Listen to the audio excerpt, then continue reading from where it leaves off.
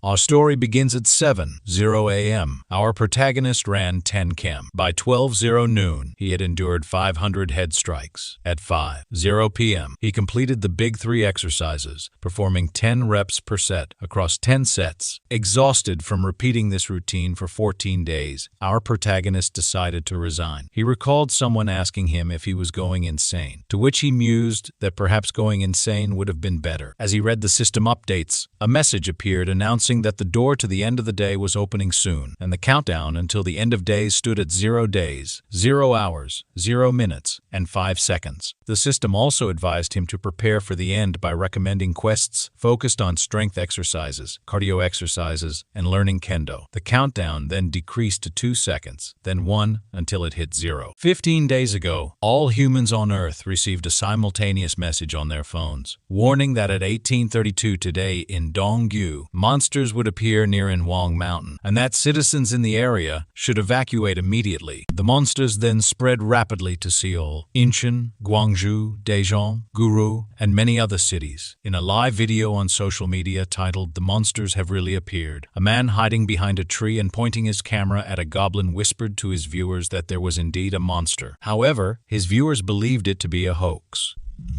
The influencer asked his viewers if he should move closer, since he had traveled all this way, which they agreed to without him noticing that the goblin had seen him. One viewer urged him to look behind, and soon multiple comments flooded in with the same advice. He jokingly asked his viewers if they were messing with him, and insisted that he was looking, but the creature wasn't moving. Unbeknownst to him, the goblin was directly behind him. When the goblin growled, the man screamed in panic, causing our protagonist, who was watching the live stream, to jolt in shock and remove his earphones. Irritated by the surprise, Lee Hoyeong, a 29-year-old, wondered why the video looked so realistic. He also noted the continuous disaster alert texts received that day, puzzling over the chaotic situation. Struggling to make a living was hard enough without tales of monsters, he thought, questioning who would believe such a thing. As he sighed over the recent surge of fake videos, he looked down to see a young monster trapped in chains, making pitiful sounds and begging for help with puppy-like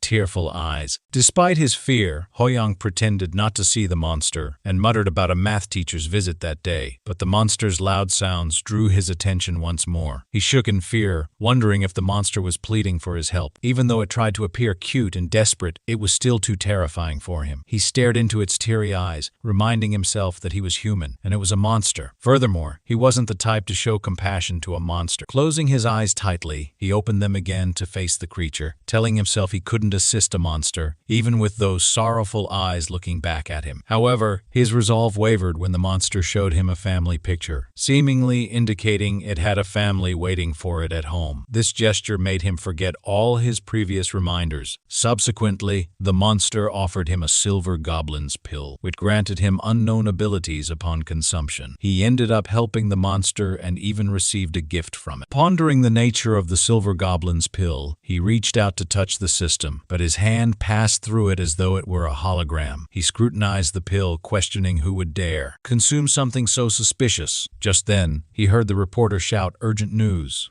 Unknown large buildings had materialized worldwide, resembling towers, and they had lost contact with the U.S. Army that had entered one of these towers. The emergence of monsters and mysterious towers made him wonder if the apocalypse had indeed begun. Suddenly, the window of his room cracked and shattered as something outside exploded. Looking outside in confusion, he saw people running in panic. Others were stunned, staring at a massive tower that had surfaced from underground, towering over the existing building. The reporter then frantically announced that a huge tower had also appeared in Korea. Clenching his fist, he gazed at the system once more as it displayed the effects of the silver goblin's pill. Unsure of his decision, he placed the pill in his mouth, thinking it was the only chance he'd ever get to do something as insane as this. Swallowing it, he felt a powerful surge coursing through every vein in his body. As the power spread, the system revealed that he had obtained the Sage status window, which would guide him with the highest rate of survival in his current predicament. A book suddenly appeared in his hands, causing him to stare at it in confusion. Upon opening it, he was shocked as it emitted a bright light.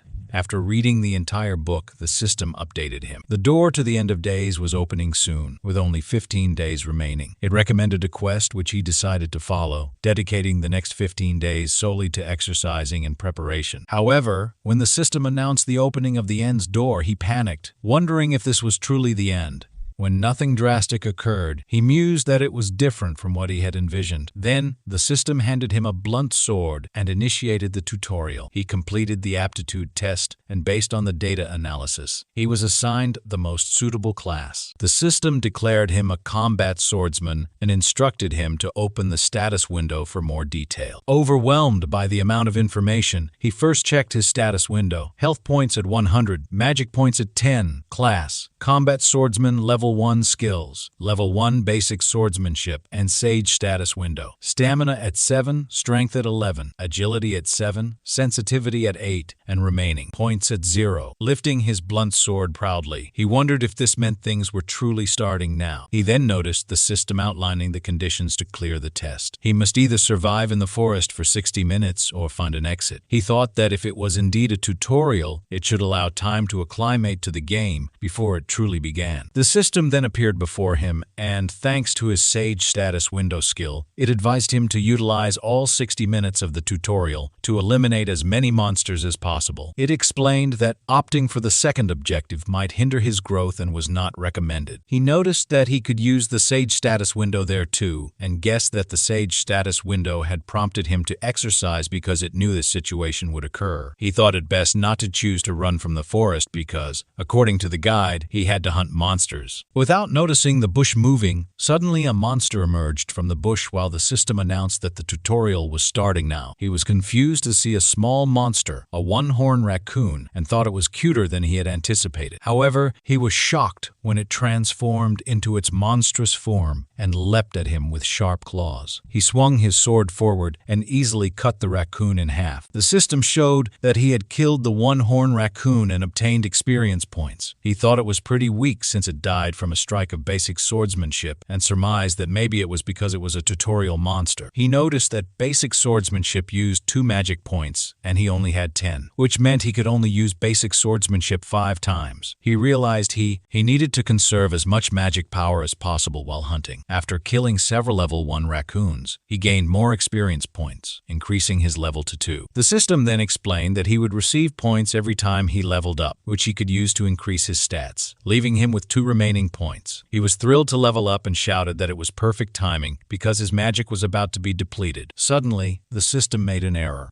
leaving him shocked and confused. It then showed that it was adjusting his level, and he was back to level 1. It explained that this was due to the weight of knowledge, and since he had the Sage status window, he would level up slower compared to other players. His mouth fell open in shock, and he couldn't believe there was a penalty for having the Sage status window. The level he had gained was taken from him, making him wonder when he could level up. He thought it was a ridiculous handicap and opened his status window to check, but he was confused to see that his stats could be upgraded. Shocked, he asked why he still had points and speculated that if his theory was correct, it wasn't a penalty but could be an overpowered bug-like ability. Suddenly, a raccoon appeared above him, ready to attack. He swung his sword and cut through the raccoon, gaining experience points and leveling up to 2. However, due to his Sage status window skill, he was reverted to level 1. But he smiled because he anticipated this and saw that his remaining points were still accumulating. He realized that the more he leveled up, the more experience he would need to earn for the next level. So, he thought it might be easier to raise his stats this way, rather than leveling up the normal way. He decided to try raising his stats and figured he had 4 choices, knowing that strength and agility were the best choices for a combat swordsman. Strength for stronger attacks and agility for increased speed and reflexes. He chose to invest all 4 points into his sensitivity. He continued to hunt and killed another one, horn raccoon. He noted that the one-horn raccoons weren't as strong as one would expect from a tutorial monster and that he could defeat them easily, even with default stats. The guide advised him to utilize the entire 60-minute tutorial to kill as many monsters as possible, making him realize that the challenge was how many one-horn raccoons he could find within the given time. When he increased his sensitivity to 20, he found it much easier to locate raccoons, and felt like he could sense a kind of heightened sensitivity. However, he was stunned when he felt a strong aura behind him, and the system announced that he had defeated all the monsters, thus activating a hidden quest. He turned and saw a huge muscular one-horn raccoon behind him. His mission was to defeat the level 2 one-horn raccoon alpha. The raccoon alpha positioned its strong foot and leapt toward him, but fortunately, he jumped away in time, causing the raccoon alpha to slam into the tree behind him instead. He fell to the ground but managed to roll around to face the raccoon alpha. Noticing its speed, he wondered if this was the rhino-like monster and the boss as he watched it. The struggle to free its horn from the tree was intense. Once it freed itself, it faced him, and as he calmed himself down, he knew this raccoon was different from the others. It charged at him again, horn first. He waited for it to get a little closer, then slashed it with his sword. A system pop-up appeared, showing that he had defeated the boss and cleared the hidden quest, earning a reward of gold. He looked at the dead raccoon alpha, now realizing he was actually level 7. The system then showed that he had completed the tutorial, and he closed his eyes to relax, not expecting the hour to feel so long. When he slowly opened his eyes thinking it was over, he was surprised to find himself in a room filled with people, making him wonder if he had been transported to a different location. The speaker in the room caught their attention, and someone welcomed them, announcing that they had successfully completed the tutorial. It was also explained that they were currently in the lobby of the tower within the Q167 region. He wondered what the announcement meant and noticed 14 men and 11 women around him, making him curious if they too had finished the tutorial and been sent here. He also noticed that everyone was panicking, which seemed reasonable because the entire world had changed in just one day. He knew that if he hadn't known beforehand that the world was going to end, he would probably be panicking like them. He told himself to calm down and reassured himself that he would make it out alive. One of the women asked where they were, and to everyone's surprise, a rabbit with a human body replied that it was the Tower of the End. The woman looked down in confusion and was shocked. Kungum, who was level 55, greeted everyone brightly and introduced itself as the QT of the tower and the lower floor manager. The men were horrified because Kungum had appeared out of nowhere. One man, suspecting it was just a child in a rabbit suit, asked Kungum angrily if it was responsible for bringing them there. Kungum sighed, guessing that this was a typical reaction. Then someone told Kungum that he had a question. He asked Kungum what they were supposed to do now, if it really was the end of the world, to which Kungum responded with enthusiasm, stating it was a great question. Kungum then informed everyone that there were 22 players and ominously told them they would be participating in a game with their lives at stake, leaving them stunned. Kungum further explained that all humans on Earth were currently in that tower,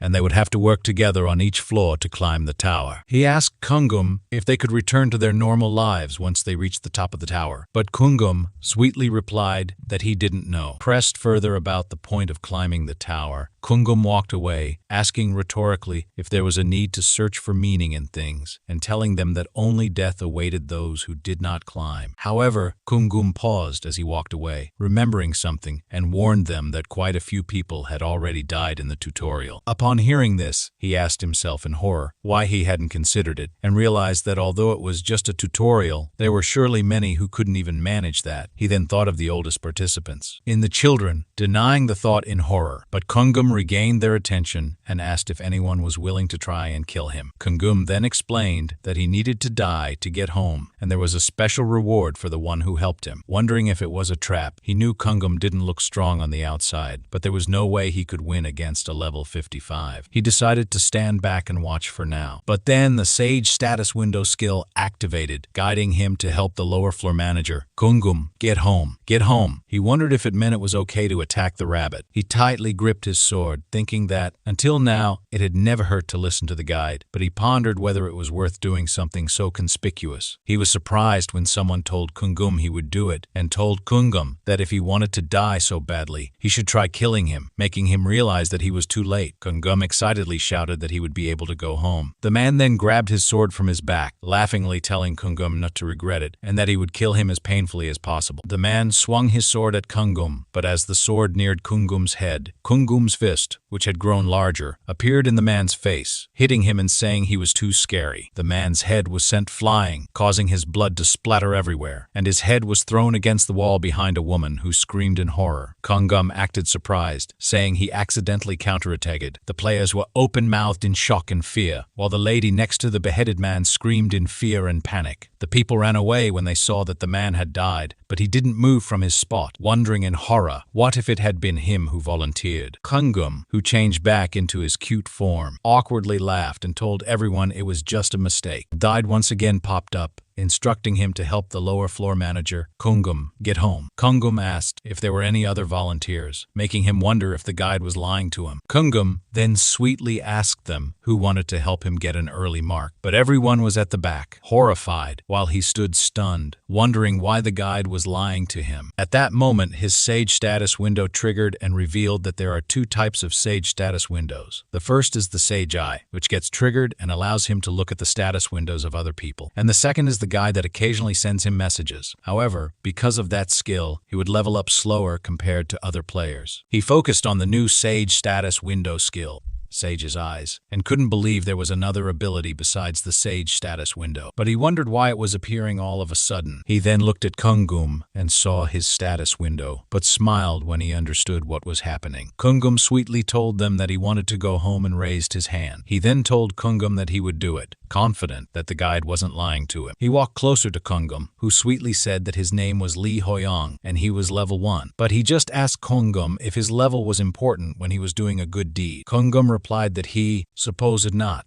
Kungum then excitedly told him to send him home quickly, and he grabbed his sword in response. But the lady behind him stopped him and told him that it was too dangerous, as he had just seen someone die. The others agreed and told him not to do anything reckless, but he calmly told them that it was okay, and he had a plan, leaving the lady confused. He then looked at Kungum again while telling everyone that they would see something exciting, and gripped his sword tightly with both hands. Kungum stared at him for a moment, changed form swiftly, and launched an attack on him. He waited for Kungum's huge fist to get closer while thinking there was something strange about what Kungum had said. He was certain there were 25 people in that space, but Kungum had just said 24, making him wonder if it was just a simple mistake. He realized it was not, and the horror of facing a level 55 monster and the fear that it could kill them were intentional. He also figured out that the reason Kungum said the wrong number was because. But before his thought could finish, Kungum hit him, causing everyone to panic and shout in fear. However, he stood still,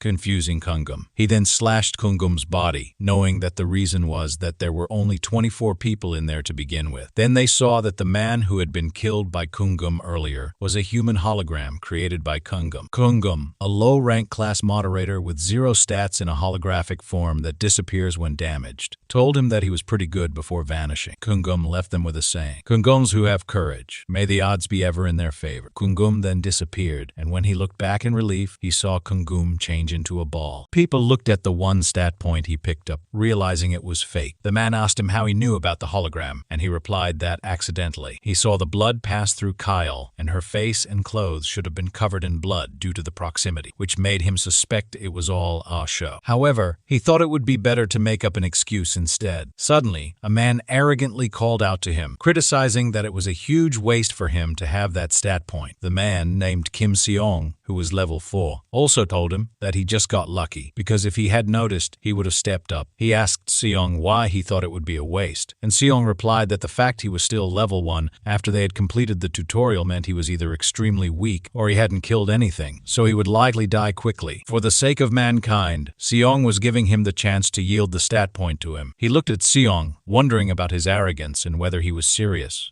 He then consumed the stat point in front of Seong and told him that yielding wasn't a hobby of his. Seong furiously told him that for a bottom feeder, he was quite greedy and asked him if he was trying to save face because of his level. He remained silent, thinking that the wisest thing to do was to avoid people like Seong, but he wondered how long he would be able to keep it up. Fortunately, the announcer announced that from now on, their starting gold would be given out and explained that they could use the gold in the shop. Gold would be given in accordance with the number of monsters they had hunted in the tutorial. Seong told him to count himself lucky, and the announcer proceeded by telling them that in that area, the highest amount of starting gold a player had was 7,400 gold. The people were shocked to hear it and couldn't believe that one of them had that much. Seong, who received 1,300 gold, cursed in frustration and shouted that he would have performed better if he had known what was at stake. Level 4, Kim Junong, who received 1,500 gold, replied that he didn't know who came in first, but they must be amazing. On the other hand, the recipient of the 7,400 gold was the level 1 Lee Hoyeong, who chose not to reveal it since one person was already envious over a mere stat point. The system announced that the shop was opening, and he knew there were 3 major ways to use gold: buying items, leveling up skills, or increasing stats. He increased his strength by 9, costing 900 gold, boosted his stamina by 6 for 600 gold, and enhanced his agility by 13 for 1,300 gold, making all his stats 20 and leaving him with 4,600 gold. Seong, visibly frustrated, questioned why leveling up skills was so expensive, prompting him to realize he should also upgrade his basic swordsmanship, which cost 1,500 gold. He then purchased clothes for 100 gold, noting that he couldn't keep wearing his gym uniform. Someone then called him from behind, and he turned to see Ki-Sol, who was level 3, asking for advice. He questioned why she was seeking advice from a level 1. She replied that his level aside, she was very impressed by his bravery. He noticed that Yeol was a healer with the healing hand skill. Her stamina was 4, her strength and agility were 7. Her sensitivity was 15. She had no remaining points, and she had 800 gold left. He asked her how much gold she currently had, and she confirmed it was 800 gold, proving her honesty and reminding him that he needed to conceal the fact that he was using a cheat key. He then asked if she liked exercising, to which she replied that she didn't mind walking. He advised that if so, her stamina stat was likely not very robust, which she agreed with. He explained that if she lacked stamina, she should invest in it because she couldn't use items effectively despite the gold she had spent. She agreed to follow his advice and thanked him. The announcer then informed them that the first floor mission would commence soon and that they should form their own 3-man parties. Additionally, players without a party would be put into a random one, and they were given 30 minutes to team up. He had anticipated a group mission, but didn't expect it to come so soon. Junong suggested that they share their classes since they could see each other's levels. Following Junong's suggestion, they started to reveal their classes, and people began forming teams with their preferred players. Yeol told him that if he was willing, she would like to team up with him. With Ki-Sol as his first party member, he had no reason to refuse when a healer asked to join him. However, the responses from everyone else were the same. They apologized and told him they would think about it before joining his party. He couldn't believe they hesitated, even though he had a healer, and guessed that maybe they were put off by him. But he admitted that a level 1 combat swordsman wasn't very appealing. He then noticed that players who were level 4 seemed very relaxed.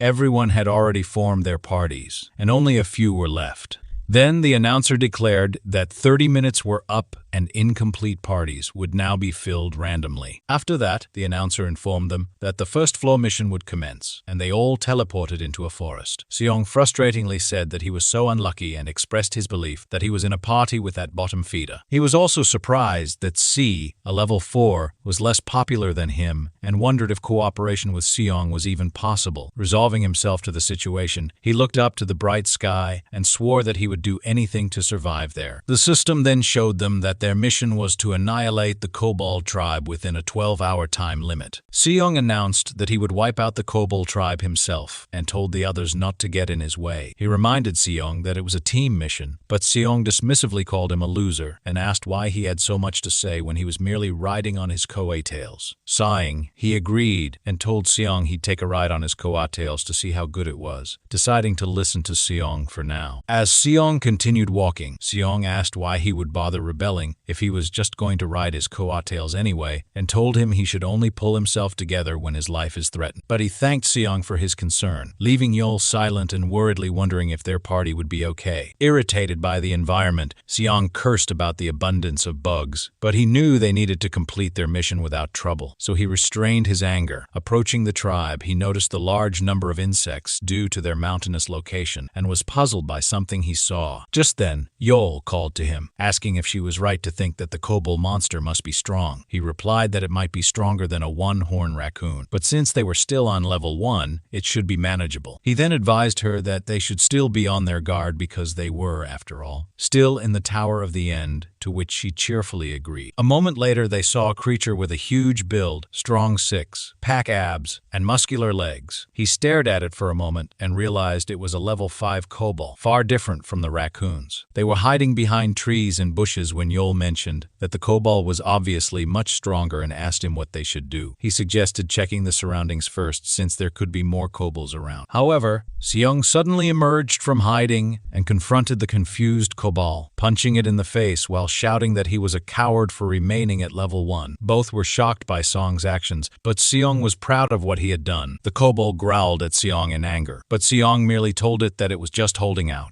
Seong then continued to punch the kobold relentlessly. He couldn't believe that Seong had charged in so brazenly, and he hadn't expected Seong to be that stubborn. Yol came out from hiding and shouted to Seong, who was still fighting with the kobold, that she would help too. He was relieved that he hadn't sensed any other kobolds around yet, and watched Seong, who had a strength of 24, damage the kobold with hits of 15, 20, and 17, while Yol assisted him. He admitted that Seong was certainly proving his level's worth, and with Yol's help, Seong might even be able to take down the kobold. Alone, however, he wondered why the damage dealt was so low compared to Seong's strength, and whether the kobold had some other weakness. The Sage status window guide then popped up, showing him that kobolds are passive monsters and will not attack unless provoked, making him realize that Seong had stirred the hornet's nest unnecessarily. He then scrolled down the system window to read more, trying to stay positive, but was shocked by the next guide. Meanwhile, Seong was frustrated because he couldn't kill the kobold, which triggered his stone fist. When he punched with it, the kobold dodged in time, and he hit a tree instead. The tree then fell, striking a kobold resting behind it. A level 6 kobold peeked back at them angrily, causing him to curse in fear. It then threw the tree aside and charged toward them. Seong felt he was in big trouble and wondered what Hoyeong was doing, as he wasn't helping at all. When he looked to where Hoyeong was hiding, he noticed Hoyeong had disappeared, making him wonder if Hoyeong had really run away. The kobold raised its wooden club to attack Seong, but fortunately Yol slashed at the kobold just in time to divert its attention and shouted to Seong that it was dangerous. However, she then tripped on a stone and slammed to the ground. She felt the kobold behind her and, upon peeking back, was shocked to see the kobold launching its club at her. Suddenly, something appeared above the kobold, and Hoyeong slashed the fruit with his sword, then attacked the kobold with it. The kobold was shocked as its skin began to bubble, and the poison spread rapidly through its body until it exploded. He dropped to the ground, and the system confirmed that he had eliminated the level 6 kobold. Seong, confused and stuttering, called him a loser, and Yol was relieved when she called his name. He realized that while the bugs had eaten all the fruit, the kobolds hadn't touched any, leading him to suspect something was amiss. He then figured out that the fruit was a poisonous apple, and remembered that the guide showed kobolds were vulnerable to poison. He knew then that gathering poison from the mountains and using it was the key to completing their level 1 mission. Seong clenched his teeth in anger behind him. He was helping Yol stand up, asking her if she was okay, to which she replied affirmatively. He told her that he hadn't expected another kobold to be drawn there by the aggro, noting it could have been dangerous had he been a bit late. However, she assured him that he arrived just in time and thanked him because they made it. She then asked him where he was going, and just as he was about to reply, Seong called him a loser and accused him of being a mere free rider. Seong shouted that he had been hiding in a corner when it was actually dangerous, but after he landed a few hits on the kobolds, he just swooped in and stole the final hit. Seong then walked away, muttering that he was an unethical bastard. He knew it when he saw him greedily consuming the stat points, making him wonder what the hell Seong was ranting about, and if Seong was losing his mind. He sighed, realizing that Seong's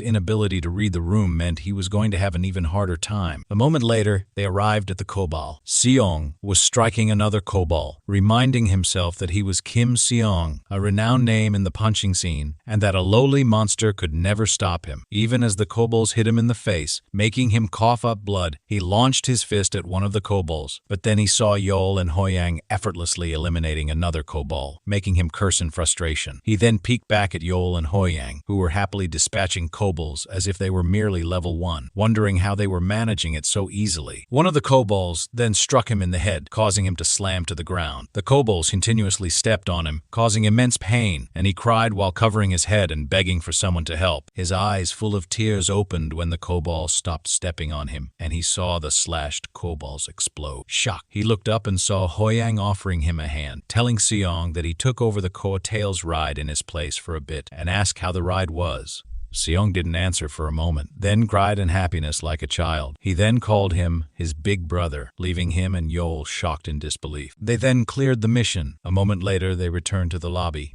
Seong was silent, pondering what he had done, and remembered bowing and swearing to Hoyeong that he would serve him. He couldn't believe he had called a level 2 newbie sir, and looked at Hoyeong with anger while Yol congratulated Hoyeong for leveling up. Seong feared it was over for him if word got out, but as a man of his word, he couldn't go back on his promise. Seong shook in fear, making him wonder if Seong needed to use the restroom or something. Yol noted that it seemed no one else was there yet, and asked if they were the first ones back. He replied that it looked like they had cleared faster than others because they had managed to find the kobold's weakness. Seong wondered if they really were in first place, but Yol assured him it wasn't just luck. It was all thanks to his observational skills, as she would never have thought of using poison. He replied that without her support, it would have been much harder, and he felt like a fraud for lying. A moment later, other teams began returning to the lobby, and he noted that it looked like Junong and Junho's party were among them as she greeted them, praising their good work. He suspected that these parties must have found the poisonous apples too, and wondered if the other parties had made it back safely. Eventually, the lobby portal opened and 2 men stumbled out, collapsing to the ground from exhaustion and disbelief that they had survived. Yol asked them about the third person in their party, but one of the men cried and replied that it was just the 2 of them now, remembering how their other party member had been killed by a kobold. The announcer then declared that the first level mission had been completed by all parties, which left the heartbroken man in shock. Yol called out to the announcer, concerned that someone hadn't returned yet, but the announcer replied that a total of 6 parties had returned alive and 8 players had failed to return, leaving him shocked. He had expected it to be difficult for everyone to make it back alive, but the reality that 8 people were already dead made him wonder how many more would die before they reached the top. The announcer then announced that the calculations for the level 1 mission were to begin. The parties who made it back intact and the party that cleared the first level the fastest would each receive 1,000 gold. He saw that he had earned 2,000 gold for both bonuses and thought it was a bit lacking compared to the tutorial, but he knew that gold was crucial for his future survival, so he resolved to save as much as he could. He was surprised when someone asked which party had finished first. Glancing at the second party, he guessed that it was time to reveal it, as the party that returned second seemed to already know. He was about to raise his hand to admit it when Seong proudly shouted that it was their party and arrogantly declared it an obvious result, advising the others not to feel too sad. The players couldn't believe they had secured first place, but when they reacted with disbelief, Seong challenged them, asking if they were upset that his party had won, to which they fearfully replied that wasn't what they meant. He smiled, guessing that Seong had forgotten how the kobolds had beaten him, but it was fine since it diverted attention away from himself. However, players whispered about him, noting that he got first place while only being level 2, gained 2,000 gold without much effort, and wondered aloud if he felt bad for being carried, making him realize that the attention was still on him. Yol was about to clarify that he was the one who had secured their victory, but he stopped her and said it was okay because they weren't going to listen anyway.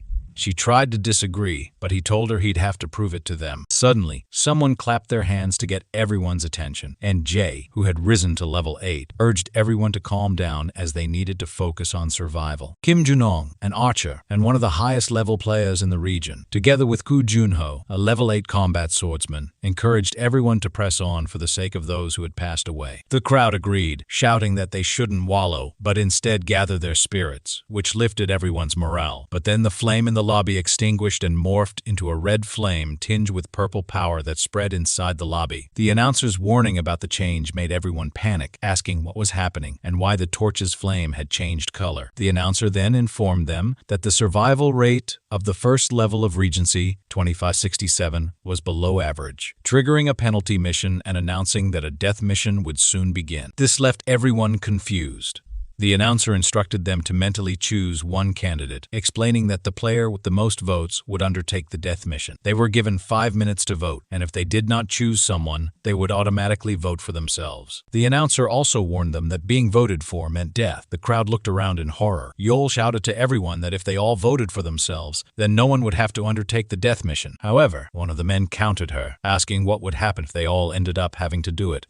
Another woman shouted that it wasn't the time for arguments because time was still ticking down. As the clock hit the last minute, one of the ladies pointed at him, and they all saw Koo Jun-ho casting his vote for him. Yeol approached him worriedly, asking Jun-ho if it wasn't too cruel to vote for someone when anonymity hadn't been assured. Jun-ho, stuttering, apologized and explained that they needed to make a choice. He replied that he had expected it given the atmosphere but was still taken aback because, after all, he didn't want to die. Jun-ho clenched his lips in response. Ki-sul argued that it wasn't too late, and that if everyone voted for themselves and Hoyeong voted for themselves and Hoyeong voted for Jun-ho, it would be fine. However, he told Yeol that it wouldn't work, citing Lichi's point that they didn't know if that strategy would work and that trust was already broken. As time dwindled, the votes above his head increased one by one. He knew that there were multiple reasons for this, but the most significant was his low level. It dawned on him that they had lost the societal notion that the strong should protect the weak. Gale yelled at the players, calling them cruel and questioning how they could do this to someone. A man retorted, asking what else they were supposed to do as he would die if he didn't vote. He noticed the facade of civility crumbling with one woman arrogantly stating that Hoyeong would have died anyway given his level. As the timer hit the last second, Song teasingly apologized and cast his vote for him, a cruel reminder that they truly were in the world of the end. The announcer declared that all votes had been cast, and a portal opened in front of him. They all stared at the portal, wondering if it was real, and Yeol, in tears, worriedly called out his name. Meanwhile, Seong laughed loudly, proclaiming that his problem was solved with Hoyeong gone, and boasted that he was a genius. He walked towards the portal, aware that he was the sacrificial lamb, and the altar was set with faces of guilt and relief behind him. Yet he knew he had no choice but to ascend Calvary, except at the top of Calvary wasn't death but a potential reward. As he stepped through the portal, he smiled, anticipating the delightful treat that awaited him. When he entered the portal, the lobby's torch flared back to life, and Junong approached Yeol. He asked her if she was feeling all right, and told her that although their time together was short, they were still companions who had watched each other's backs. For him, it felt regrettable to part ways like this. However, Seong interrupted, questioning what was regrettable when they got what they deserved, which infuriated Yeol. Junong then challenged Seong, asking what he meant by that. Seong asked if they couldn't tell just by looking at Hoyeong's level, claiming that all Hoyeong had done was try to benefit from him while he carried the group. Yeol demanded to know what Seong was implying, asserting that it was Hoyeong's abilities that had got them through the mission. Seong retorted loudly, questioning what abilities she was referring to, and shouted that Hoyeong had merely gotten lucky with his scheming and had taken the final blow when the opportunity presented itself. Yeol angrily asked Seong if he was sure that Hoyeong hadn't saved him from near death,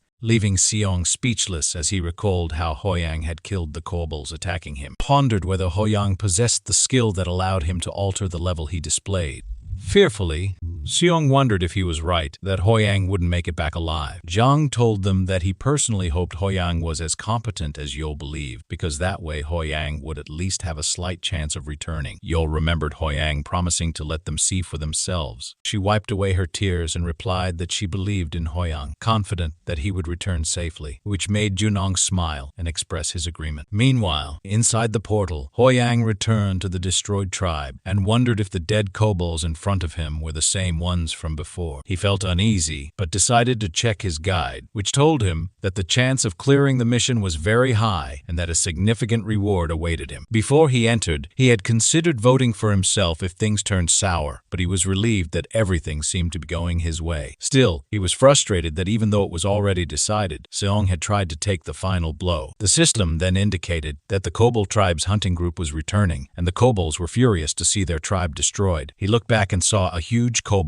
behind the others. The system then warned him that the death mission was starting, and his objective was to kill the chieftain and the hunting group, who were enraged by the death of their tribesman. The level 12 kobold chieftain screamed in anger, and the hunting kobolds rushed towards him. The guide showed that the kobold chieftain was the dungeon's boss monster, and, like the other kobolds, was weak to poison. He squeezed the apple poison onto his sword, knowing that facing a level 12 boss monster along with other kobolds was nearly an impossible challenge. and that anyone else might have resigned to their fate. One of the kobolds launched its spear at him, but he easily dodged it, swung his poison sword, and activated his level 2 basic swordsmanship, which cut down the multiple kobolds near him in just one swift swing. He sighed in relief after easily dispatching the hunter kobolds, but then the chieftain growled in anger. Nonetheless, he charged at it with his sword, shouting that they were about to see what the boss monster of a death mission was like. He attacked the chieftain, but it skillfully blocked his sword with its own. He noticed that it minimized the impact by pulling back at the time of contact, a skill he hadn't expected from a monster, even in a death mission boss. Suddenly, the chieftain turned and ran away swiftly, leaving him surprised and wondering if it was merely fleeing. He chased after it, feeling a mix of disappointment and determination, and attacked it from behind, pondering how it could call itself a boss monster. He thought the battle would soon be over and considered whether this was like a bonus stage that anyone reaching this point could clear. As he raised his sword for a forceful slash at the chieftain's back, he noticed his sword shake, and the chieftain stopped running. Confused, he looked at the chieftain, who was now staring upward. Following its gaze, he too looked up and saw a full red moon in the sky. Suddenly, the chieftain's eyes turned red, and with a swift motion, it slashed at his shoulder with its sword. Meanwhile, in the lobby, Hoyeong, smiling,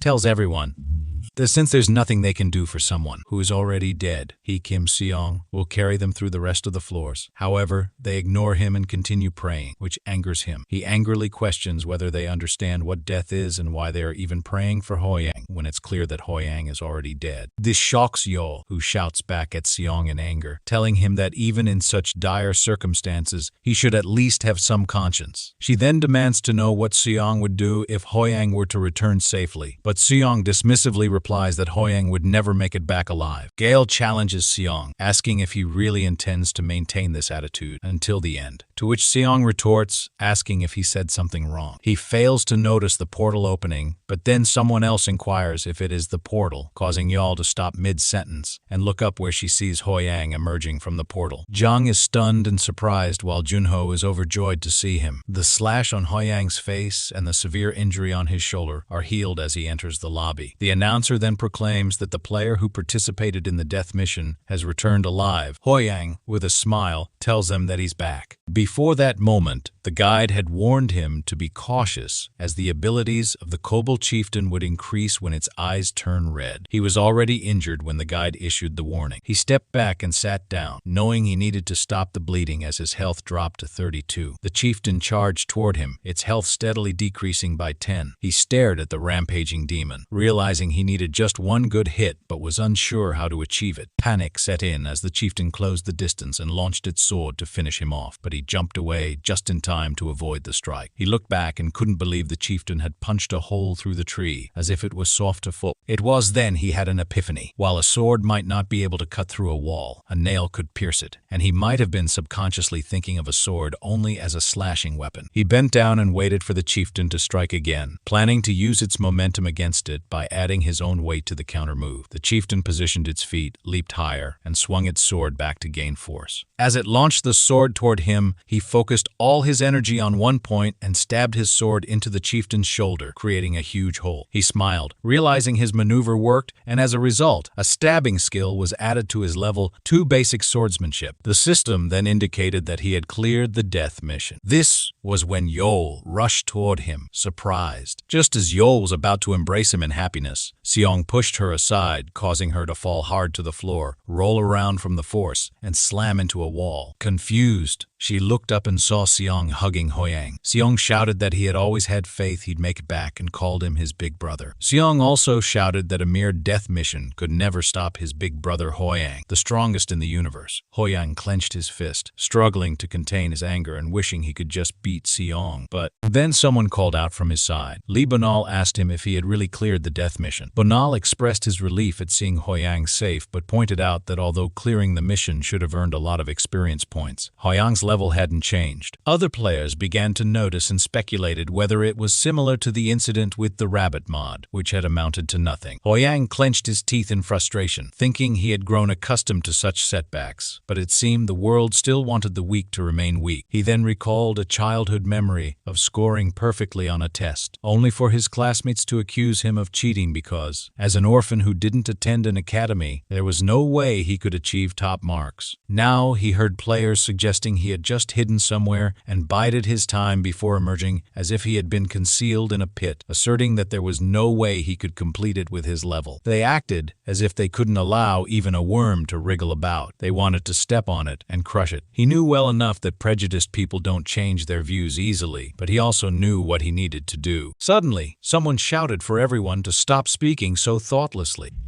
Yeol asked why they continued to doubt Hoyeong and whether he hadn't already proven that he survived the death mission. She stood next to him, shouting that they didn't know anything.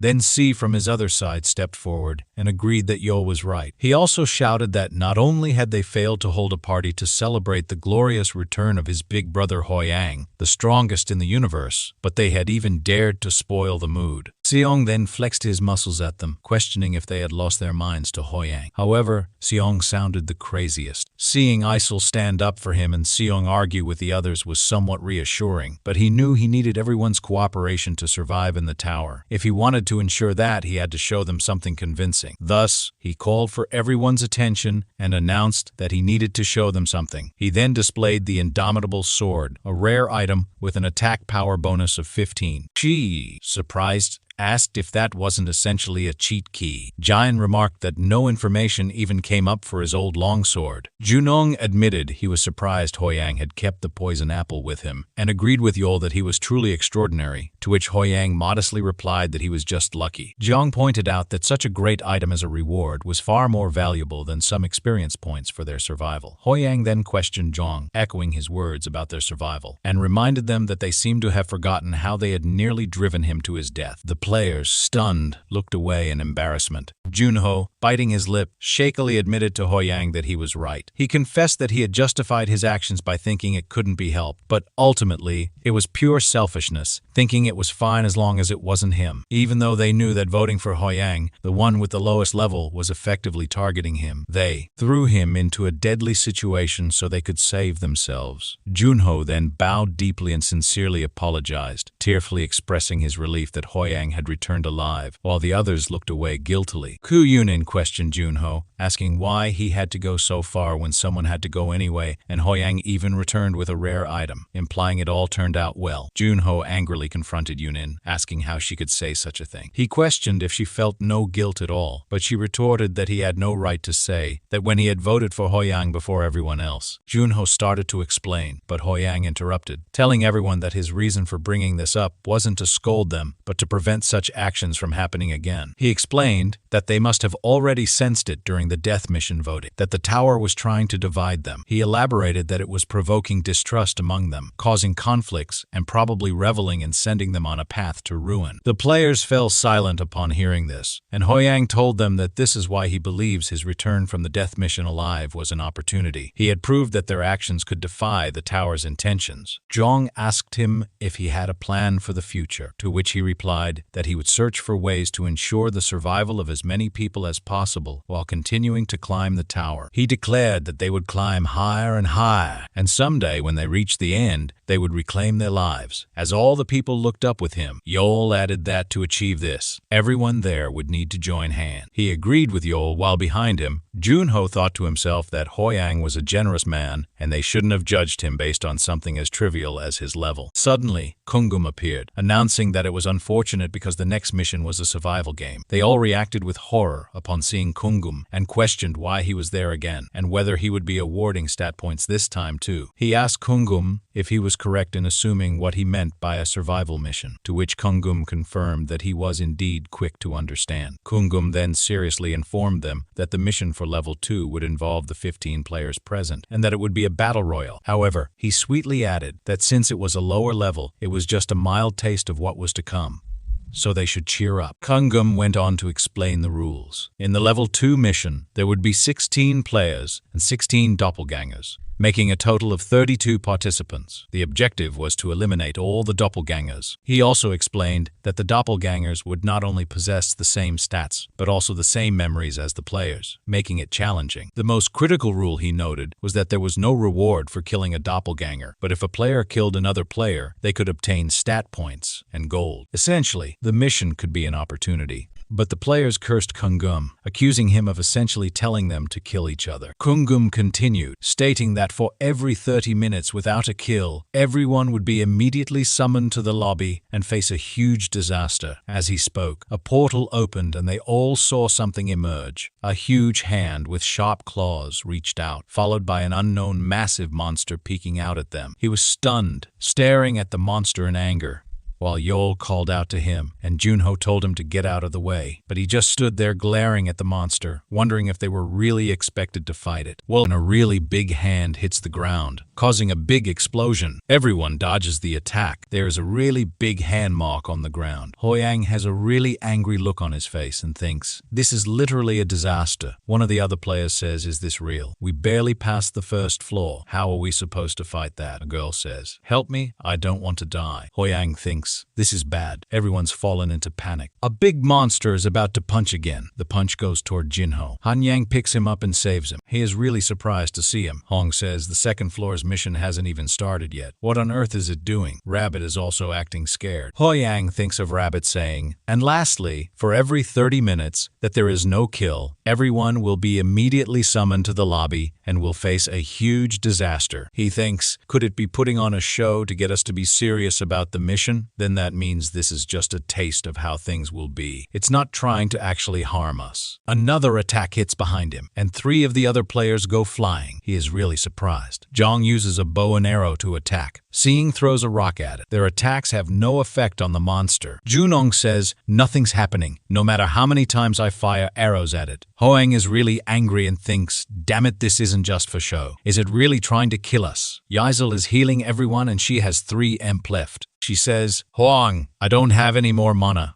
No one's died so far, but that won't be the case for long. A punch is coming toward them, Joe says. It's coming again, Hoang says. Everyone, stand back, he thinks. This is no time to be concerned about what others think. Jinho says, Hang, you have to get away. Hoang is ready to fight. He thinks, if I can't stop it, then everyone will die. With the synergy between the indomitable sword and the stab, he uses basic swordsmanship. He thinks maybe it might have some effect. It blows up the hand of a big monster. Everyone is really surprised to see his power. He himself is really confused about what just happened. Everyone starts to cheer for him. Hoyeong is looking at his sword and thinks, is this that strong? It's definitely different from anything I've experienced so far. The system says you'll be in an exhausted state for 3 minutes because you have used strength beyond your limits. He thinks, what? He falls unconscious. After a while, he wakes up. The system says your exhausted state has been lifted. Everyone has surrounded him. Jun Song asks, are you awake now? Jinho says, I'm really touched. I can't believe you behaved so humbly, despite being so strong. Even the fainting ceremony you performed at the last moment was perfect. Hong gets up and says, what on earth happened? What happened to the huge disaster? Jinho says, oh, that.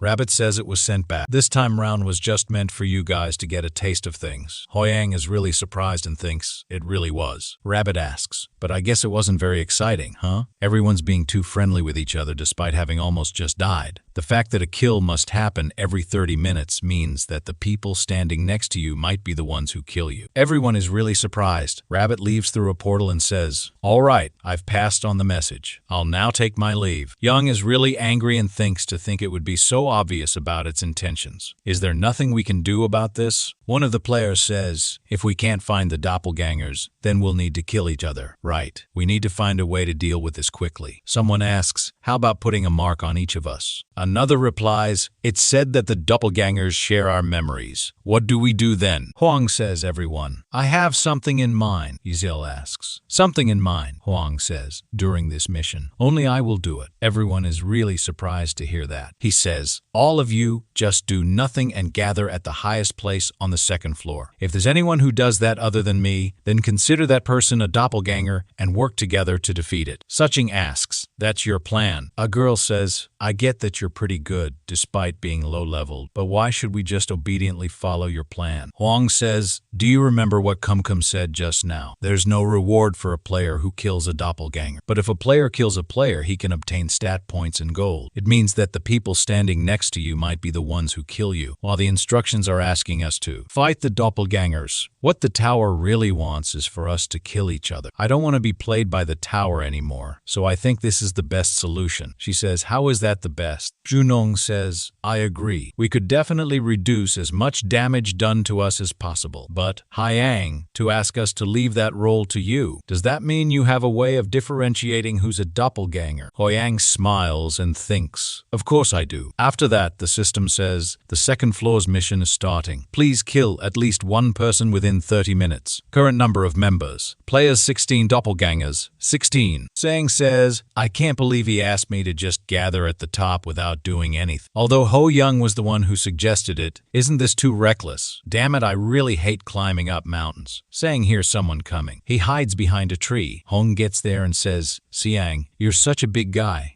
Did you think I wouldn't see you behind a tree? Sang comes out and says, what? It's just you, big bro. I thought you were a doppelganger. Hoyeong kills him. After that, we see a flashback where Hoyeong says, only I will do the killing. A guide window appears in front of Hoyeong saying, the first among the players to reach a certain stat level in sensitivity will receive the skill Impeccable Senses as a reward for being the first to attain that achievement. This skill will assist in identifying doppelgangers. Hoyeong thinks, it's done. I actually got a little scared after saying that I'm confident in differentiating who's a doppelganger. Just then, this appeared at the perfect timing. But just how many stats do I need to put into it? The system says you are the first to achieve a stat level of 50 in sensitivity. You've obtained Impeccable Senses. A skill window appears saying, Impeccable Senses. Your 5 senses will be extremely developed. You will be able to obtain detailed information about a person as long as they're within a certain radius of you. He thinks, I finally got the skill after spending around half of the gold I have. It feels like my whole world has had an improved filter of senses applied onto it. This is great. With this is great. With this, he hears something and says, this voice. He sees Siang far away and thinks, Kim Seo. To think I can hear him talking so clearly despite being 500 meters away from it. Looks like C has a lot to complain about, huh? He smells something really bad and thinks, why is there suddenly such a bad stench? Siang is a doppelganger. Hoyeong has killed one doppelganger. The system says a doppelganger has died. Please kill at least one person within 30 minutes. Hoyeong thinks, it acted like the real thing up until the moment it died. Anyways, now that I've confirmed my ability to differentiate doppelgangers, I hope the rest are following my instructions. Thanks to Junong agreeing, it seemed like everyone had agreed to follow the plan. But there's no telling what could happen in real time. I hope nothing happens until they reach a high place on this map. The system says a player has died. Hoyeong is really surprised and thinks, what? A player has died already? Did the doppelganger start to kill people? Or did a player do that? Sang didn't create trouble, did he? Who on earth did that? There's no way for me to figure out what happened right now. Sang starts to run. I need to find the killer as quickly as possible. Hang climbs a tree. He thinks, damn it. While I killed another doppelganger, another player was also killed. Who the hell is the killer? He hears something. He sees the killer. The killer is Joe's doppelganger, he thinks. Found him and runs toward him. Hong kills him quickly and Hong thinks that's a player. Was that arrow shot by his own doppelganger?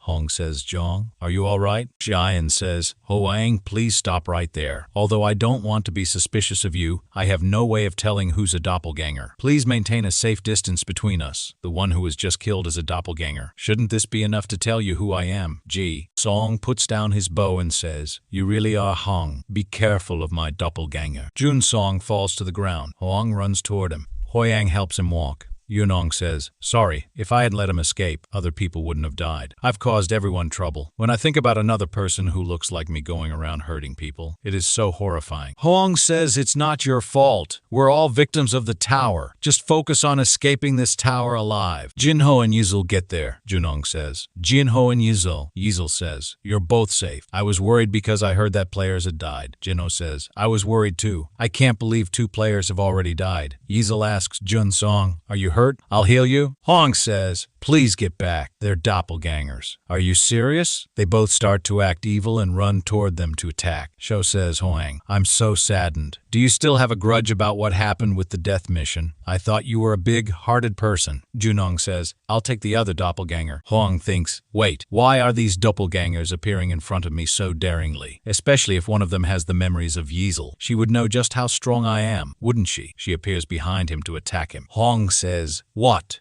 Jinho attacks him from behind. He thinks Yezel doppelganger. What about Jun Song's doppelganger? Hoyeong dodges the attack. An arrow comes flying. Hoyeong gets a cut on his face. Jun Song's doppelganger says, damn, what a pity. I thought I had gotten the checkmate. All three of them are working as a team. We see a flashback where Hong kills a doppelganger. Jun Song is hiding behind a tree. He brings out an arrow and says, bingo. He stabs himself with an arrow in the back. Junong says, oops. I spoke in dialect without realizing. Guess I got a little too excited. I have a question for you. What kind of emotions are you feeling right now? Betrayal, futility, or anger? Wang smiles and says, I was wondering when you'd show your true colors. Looks like you're crazier than I thought. You're speaking as if you had known I'd backstab you, Junong says. I can see the status windows of others. Your stats increased a lot. Huh? You murderer? They are surprised, Junong says. You truly get more interesting as time goes by. Did you receive the favor of the tower? I'm so jealous of that. Hoyeong says, enough with the small talk. Why are you doing this? Did you want gold and Hang says, enough with the small talk. Why are you doing this? Did you want gold and stats that badly to the point that you'd kill others? Junong says, do I need a reason in this beautiful world? If I kill people, not only do I not get penalized, I get rewarded instead. How could I possibly not kill anyone? Junong attacks him. Hoyeong thinks, I had wondered if he had a situation that made him do this, but I was wrong. He easily dodges the arrow and runs toward them. He thinks he had simply put on a mask and held himself back for a moment like this. This guy is just a murderous psychopath. Hoyeong easily dodges their attacks. He kicks Jinho in the back. Junong attacks with an arrow. Hoyeong easily cuts the arrow. Hoyeong thinks. The same trick. A second arrow appears without a delay. Hoyeong dodges the arrow. The arrow made a hole in the tree. Hoyeong thinks he hasn't shown all of his cards yet. The best close combatant and healer in this area, and a ranged attacker that's stronger than them. This is a combination that has no openings. I don't know how you convinced the doppelgangers, but it seems you prepared quite a bit.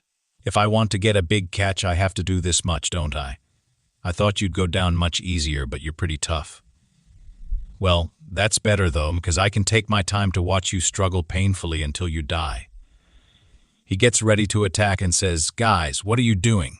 Time to raise our nets. They all attack him at the same time. Hoyeong activates impeccable senses.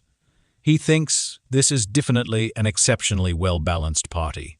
He sees all their stats, he thinks. However, he easily cuts the arrows and attacks Jinho. He thinks, in the face of overwhelming strength. Yezel tries to heal Jinho. He thinks a good team composition means nothing. He cuts Yezel's hand and stabs her. Both doppelgangers die. Junsong is really surprised and scared. He starts to cry and says, please spare my life, Hoyeong. I got obsessed with the rewards and went crazy for a moment there. I got impatient after seeing how good you were and crossed a line I never should have. Please, just this once, just this once, go to hell for me. He attacks him with the arrow. Hoyeong kills him. Junong thinks he wasn't just a slightly bigger catch. Has died. Current number of members. Players 13, doppelgangers 11. Plays kill at least one person within 30 minutes. Hoyeong's sword is covered in blood. He thinks, I had to kill a living human. The system says, the player who took on the challenge of becoming the Star Killer has died.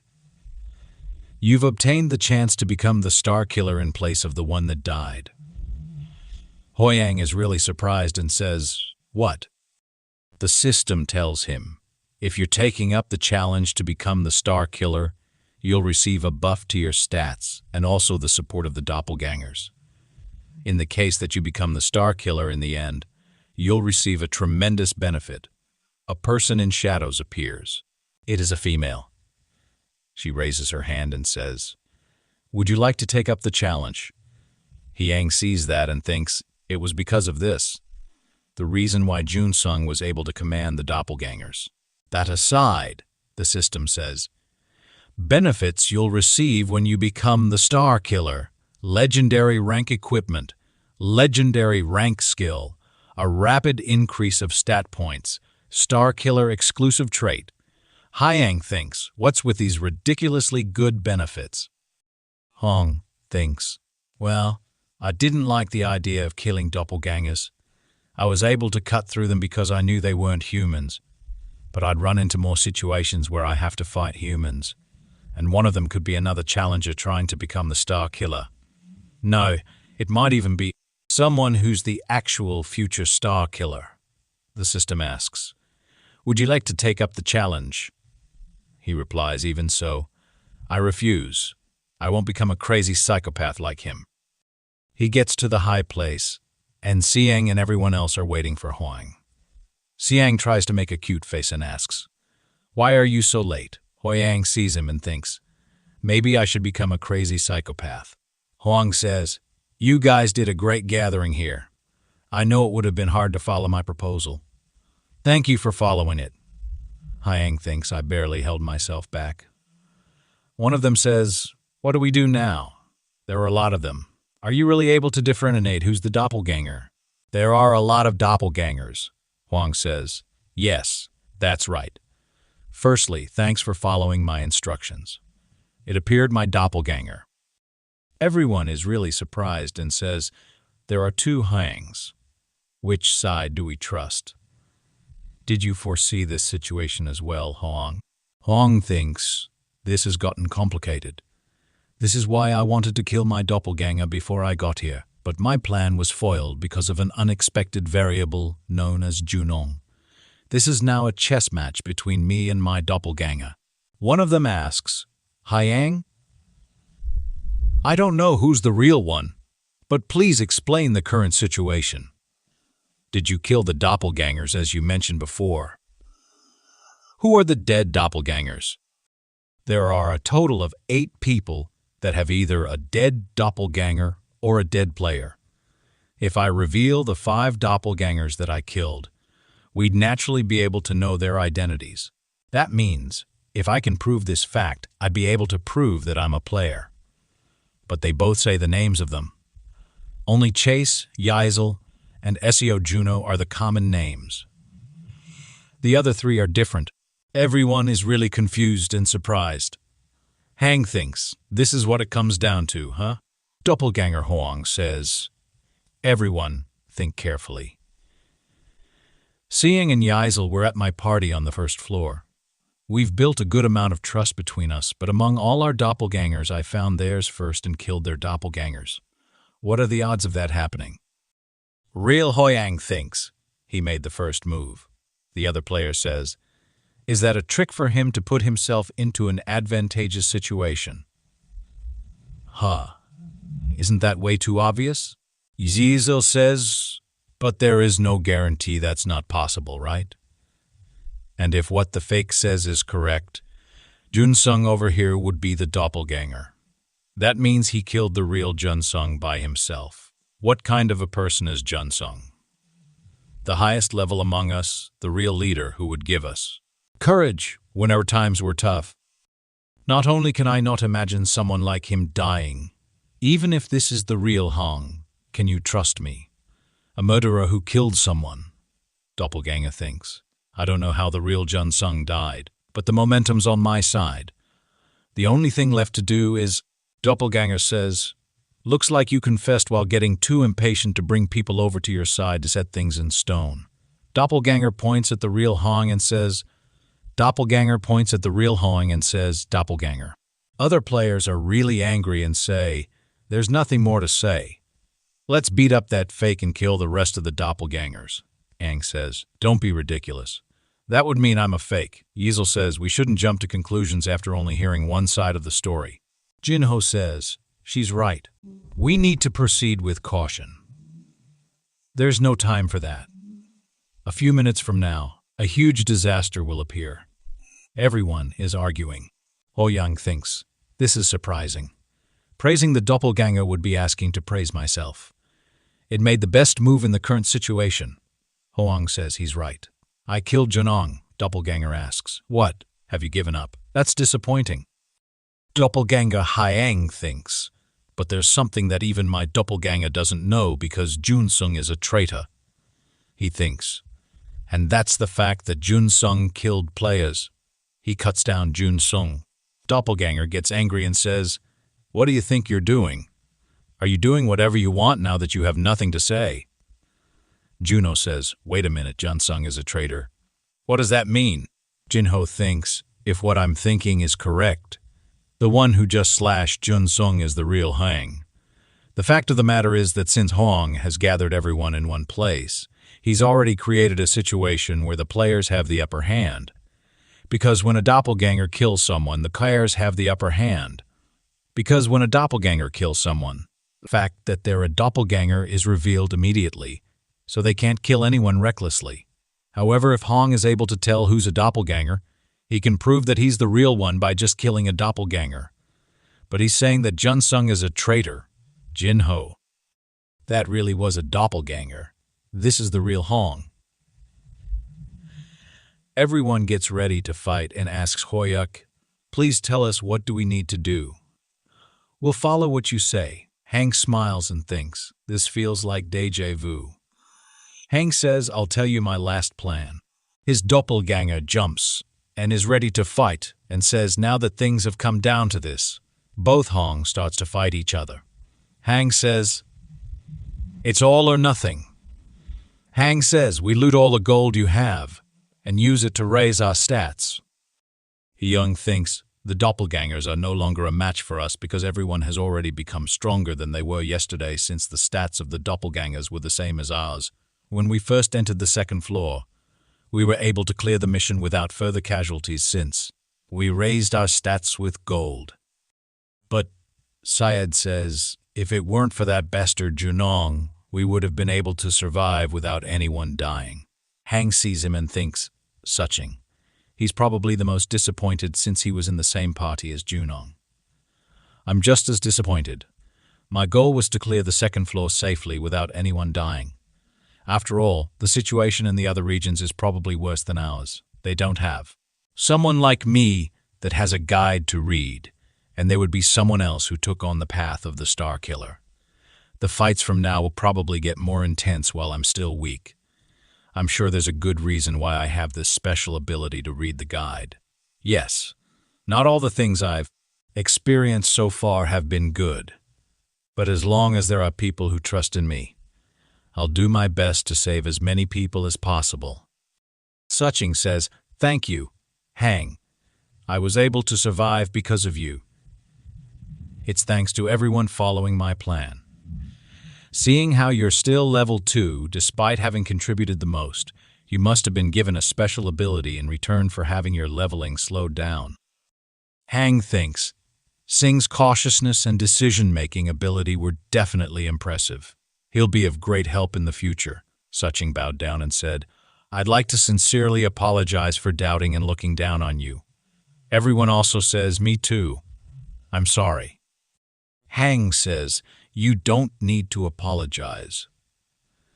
Seong starts to laugh and says, "You guys are so bad at seeing someone's true potential. You should have been like me, getting on the Hoyeong Express train."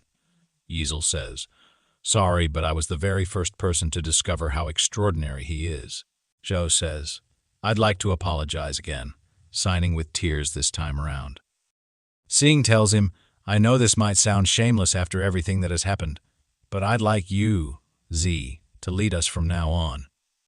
Hoyeong smiles and says, "All right then." The system says, calculating gold rewards in regards to the amount of contribution. Everyone gets gold. C gets 2,000 gold and starts to flex. He says, "I'm the man who has been rewarded with 2,000 gold."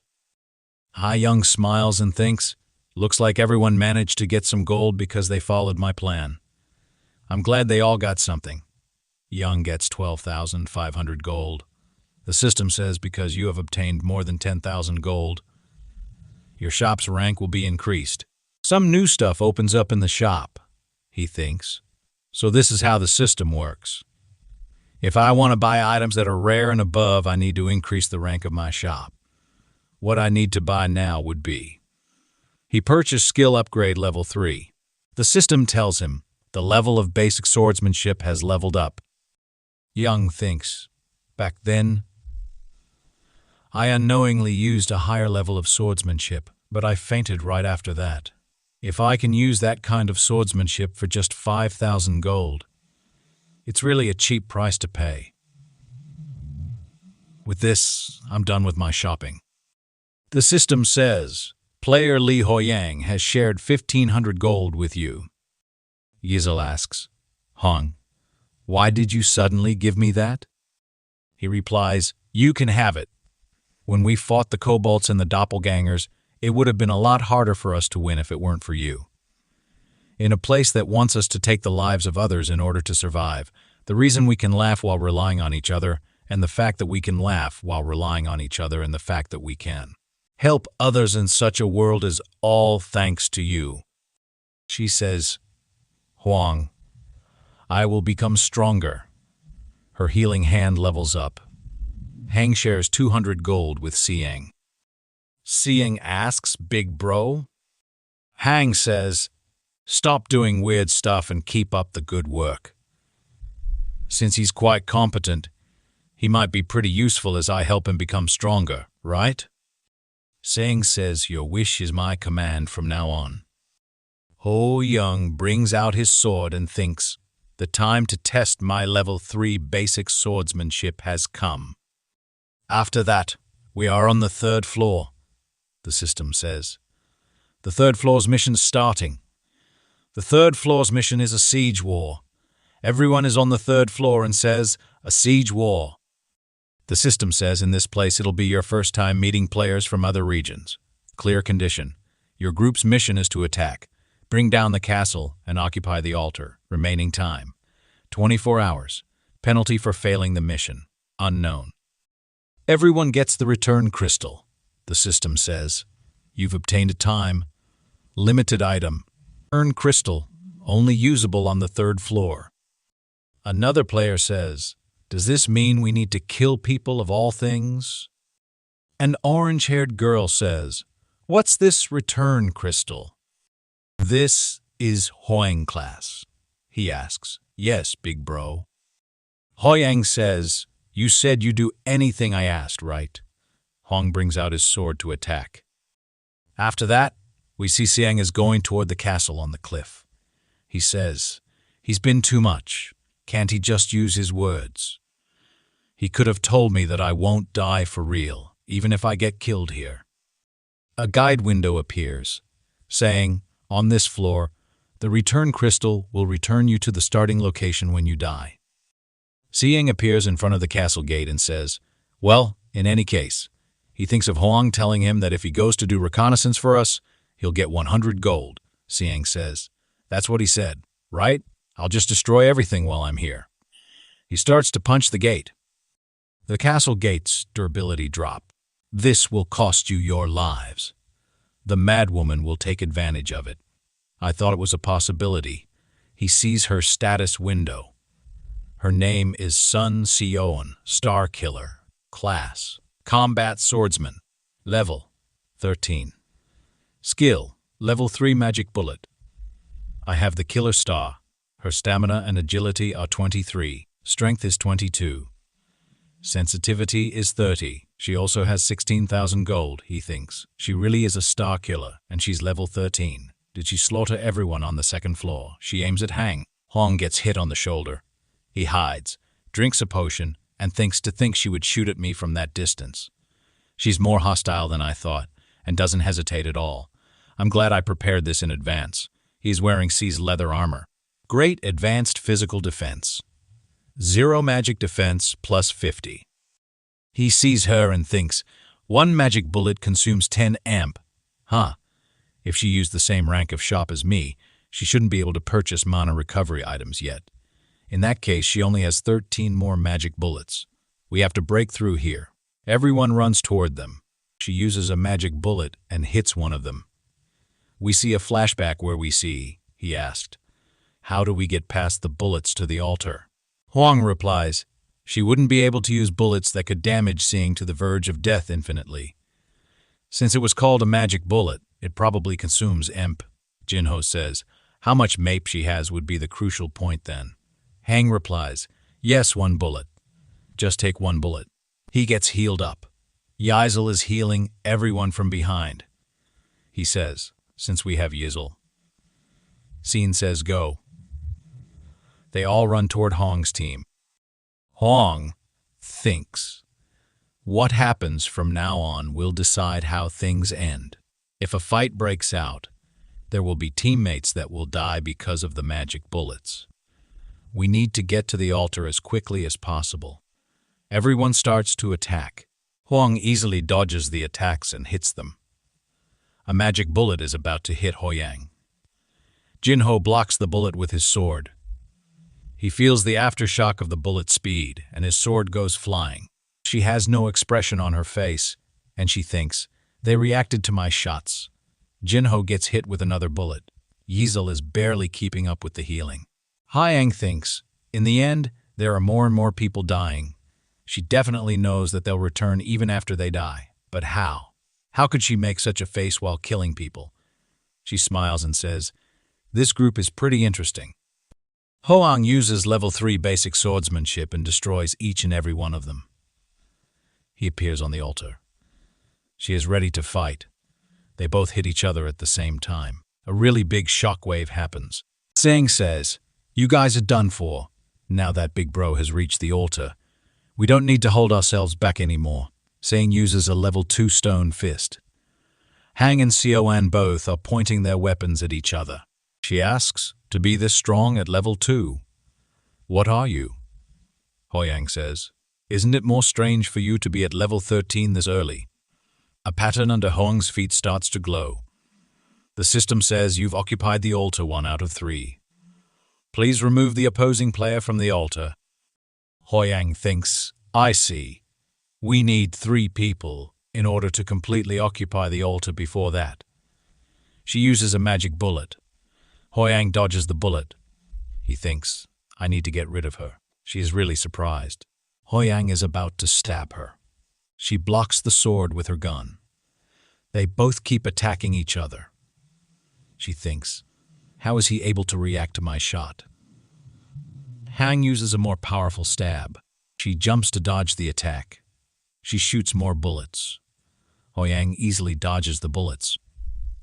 She thinks noted, he predicted. Hoyeong smiles. He thinks, a swordsman like me, one of the strongest players in our area. Io Juno, he was called a genius table tennis player.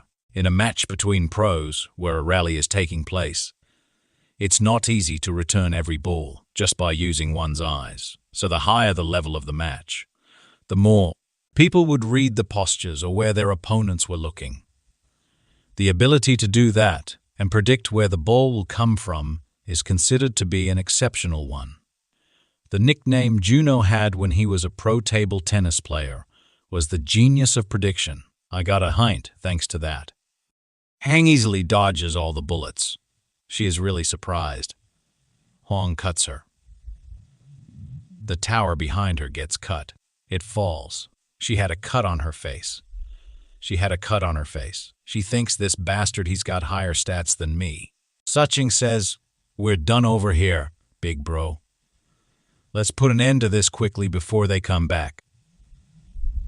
She says, the function of the return crystal is revival.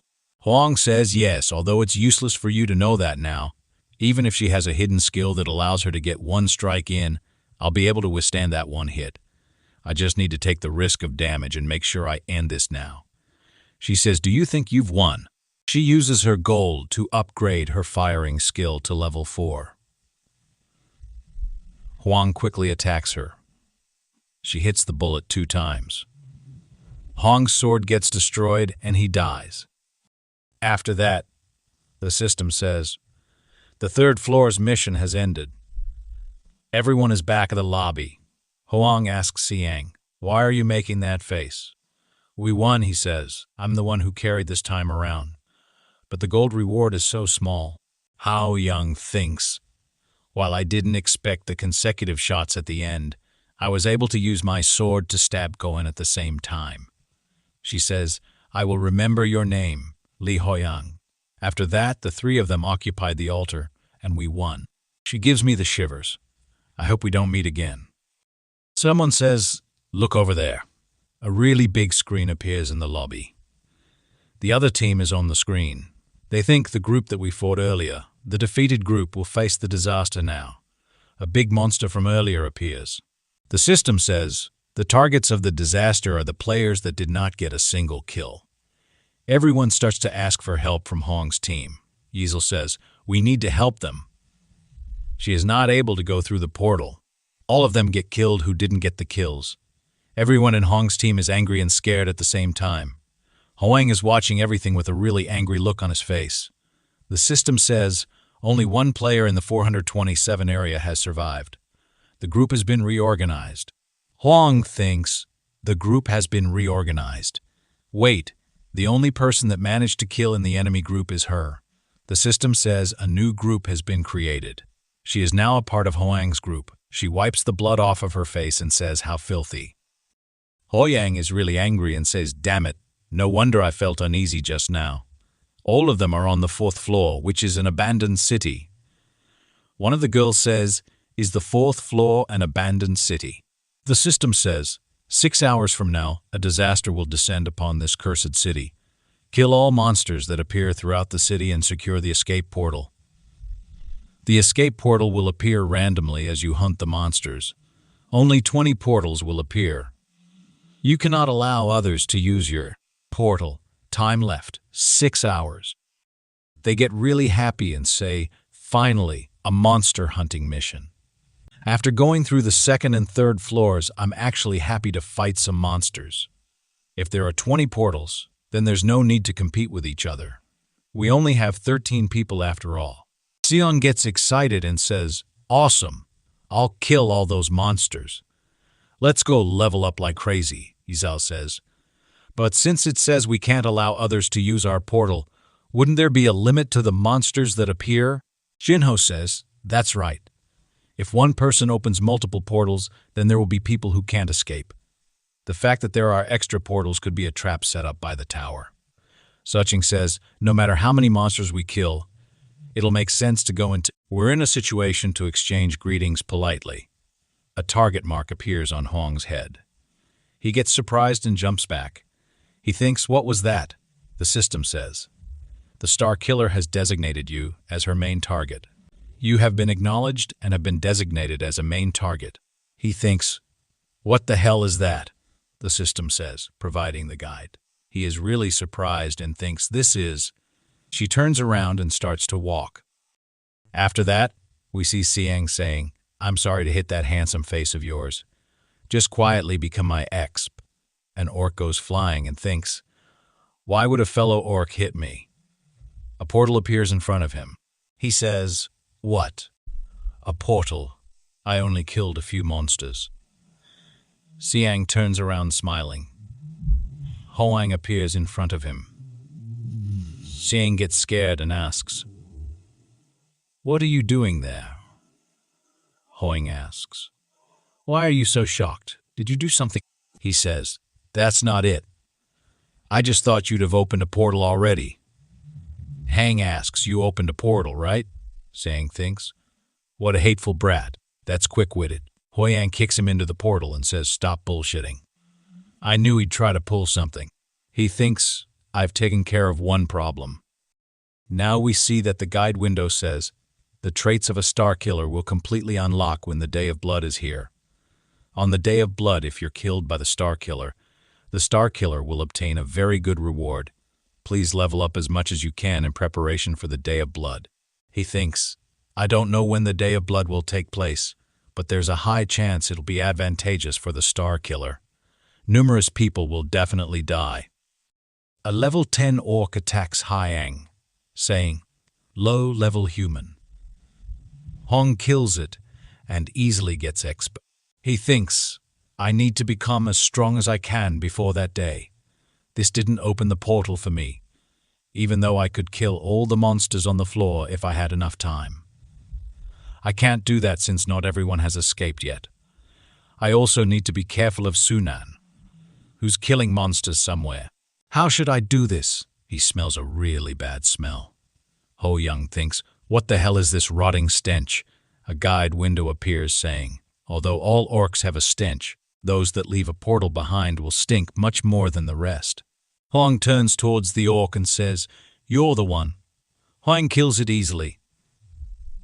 The system says, a portal has appeared. Hoyeong smiles and thinks, great, a portal. After that, we see that scene is shaking. Hoyeong says, why am I so unlucky?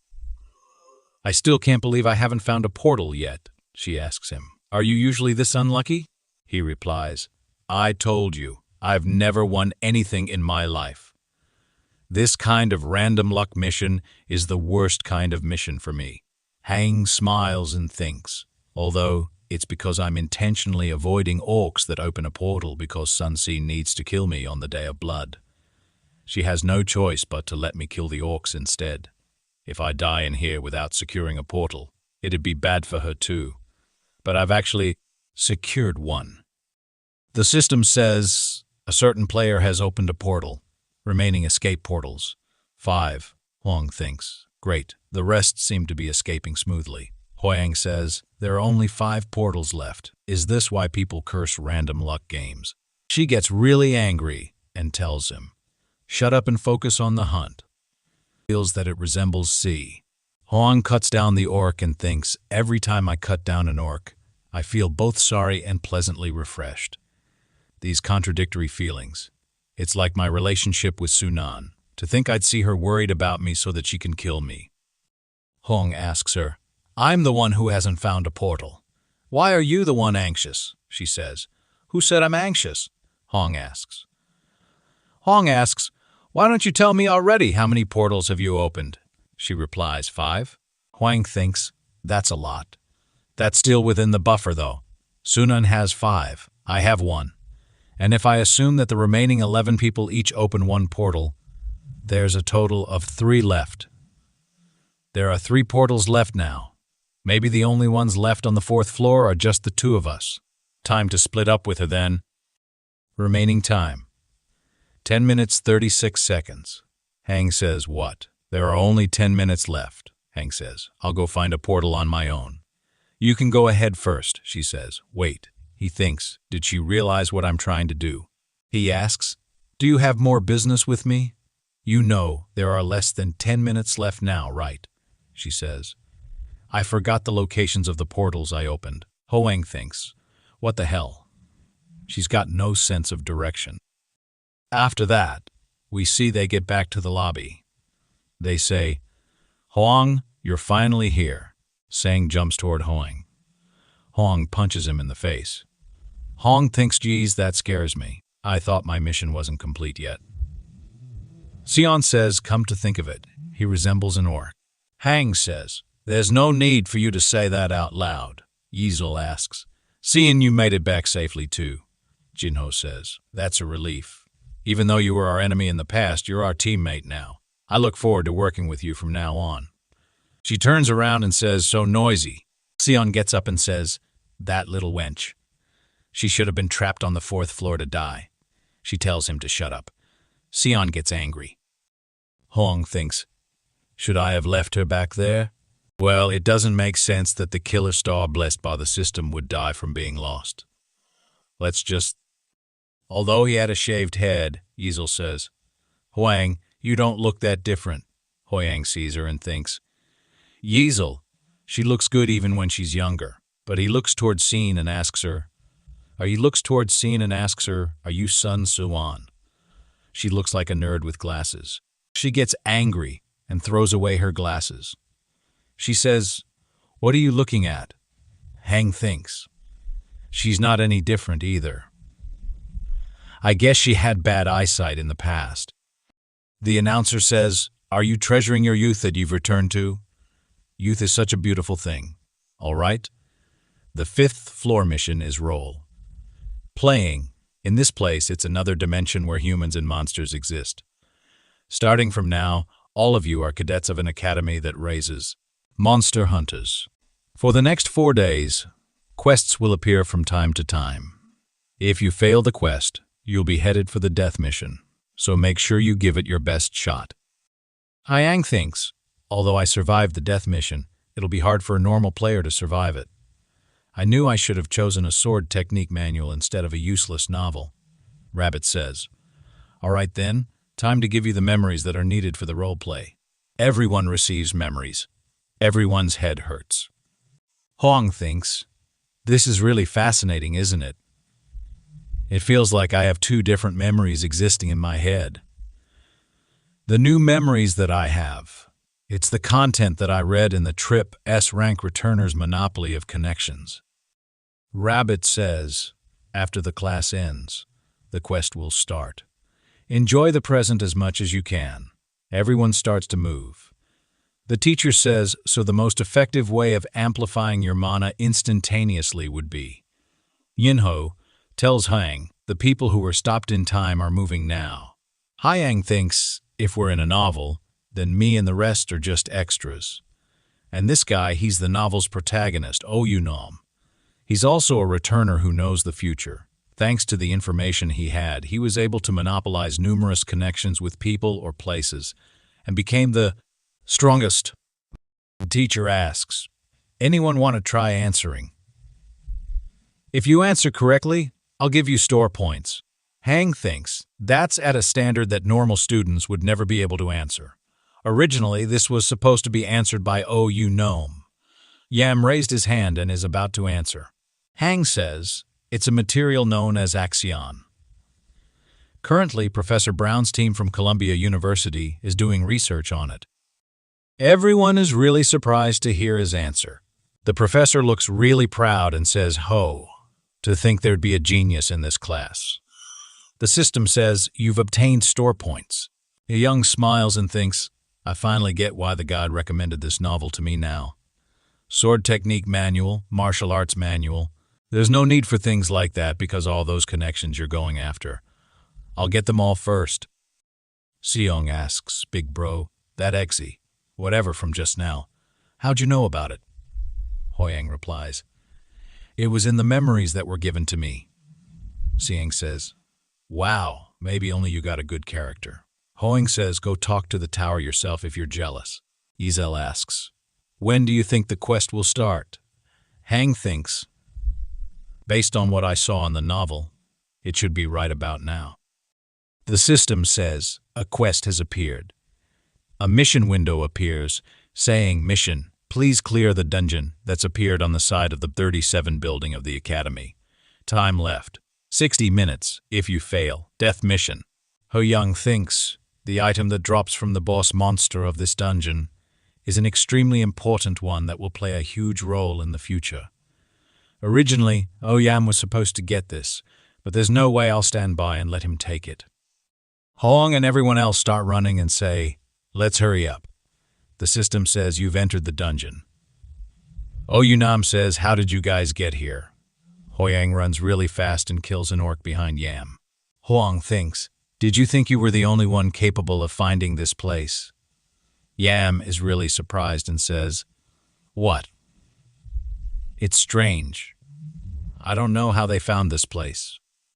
Everyone starts to fight orcs. But were the cadets in my class this strong? Especially Hoyeong and Seong, they are killing orcs easily. Yam sees them and thinks those two. There's no way I'd forget people that strong. At this rate, they might steal what's mine from under my nose. Yam gets ready to attack. Yam uses a really powerful attack. More than 4 orcs, Seong says. What the hell is that? Yizel says. That's super powerful. Hoyeong thinks, that's a protagonist for you. Seeing him in real life, he looks way more overpowered now, doesn't he? He won't just hand over the dungeon reward easily. Huh? All right then. Let's see who wins here. He thinks, with this momentum, remaining time.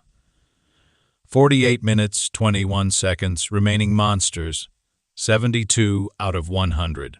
He thinks, we'll be able to complete the quest without any issues. But if we want to get the dungeon reward, we need to kill the most orcs to get the right to challenge the boss monster. The current Oyam is definitely stronger than me. However, he sees a lot of orcs.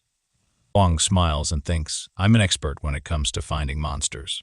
I lost to his petty tricks before, but not this time round. Hoyeong keeps killing orcs. Siang is also killing the monsters easily. Another monster appears above Siang's head. She dodges the attack and easily kills the monster. Yam is also killing orcs. Everyone is watching them from behind. The three of them are incredible. Don't you feel like Hoyeong is a bit more desperate than usual? He's showing us that noble heart of his that doesn't want to see us being sent to the death mission. Everyone is really moved and impressed. Jinho says, he's going so far for us. The ones who voted him into the death mission so we could survive. Hoyeong, I fully embrace your heart for us. Everyone else also gets ready to fight. Jinho shouts and says, let's work even harder for the sake of our light Hoyeong. They all start cheering, saying, light Hoyeong, light Hoyeong. The system says the orcs have been exterminated. The boss room has appeared. The person who has obtained the right to challenge the boss is Hoyeong. Hoyeong is really angry and thinks, damn it, I did my best. But it still wasn't enough, huh? What should I do? Do I have to just give up like this at this rate? Hoyeong says, hey, Hoyeong, give the right to challenge the boss monster. Hoyeong asks, what? What are you suddenly talking about? Don't you want to know the way to end this chain of regressions? Yam looks at him with a really angry look. Hoyeong smiles and thinks, I won't give up that easily. After that, we see Hoyeong enter the boss room. We see a flashback where Yam says, who the hell are you? Hang says, put your sword away first. Yam tells him to answer. He asks, how did you know that I'm a regressor? Hoyeong also asks, is that important? Don't you want to see it, the winter that happens when you're 30? 2 years old? Someone asks him. The starting point of the regression was during November when you were 17 years old, right? Yanam says, yes, that's right. He says, a life that has been repeatedly lived through the prime time of life from 17 to 32 years old.